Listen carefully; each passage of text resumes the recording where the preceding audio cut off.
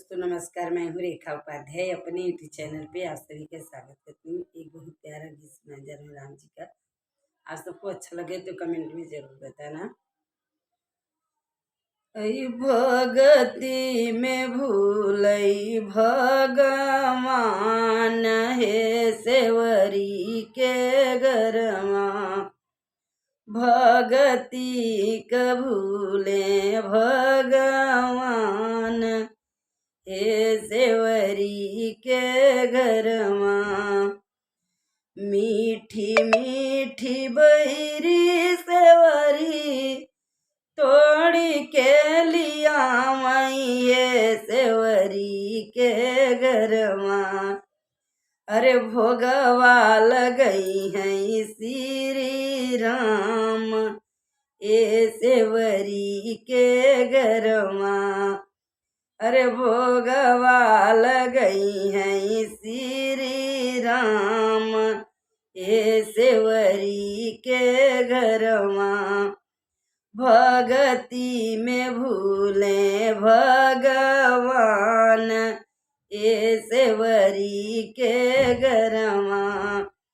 भगती में भूले भगवान ए सेवरी के घरमा। गंगा जल कपनिया सेवरी भरी भरी लाई है सेवरी के घरमा। पौआ पखरी है श्री राम हे सेवरी के घरमा।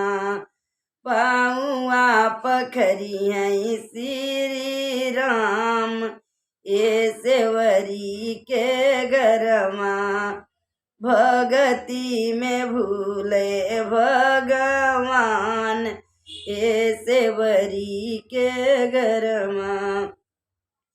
जंगल झाड़ी रहिया सेवरी आचरा से बहो रही है सेवरी के घरमा। अरे वही रही आई है श्री राम ए सेवरी के घरमा। वही रही आई है श्री राम ए सेवरी के घरमा। भगती में भूले भगवान ए सेवरी के घरमा। भगती में भूले भगवान ए सेवरी के घरमा। कुश का चटैया सेवरी झारी के बिचावइये सेवरी के घरमा। अरे असन लगई है श्री राम ए सेवरी के घरमा। असन लगई है श्री राम ए सेवरी के घरमा। भगती में भूलई भगवान ए सेवरी के घरमा। भगती में भूले भगवान ए सेवरी के घरमा। इतना दर्शन सेवरी राम जी क पाइनिए सेवरी के घरमा।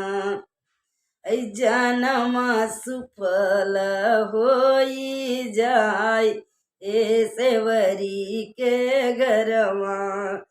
जन्म सुफल होई जाय ए सेवरी के घरमा।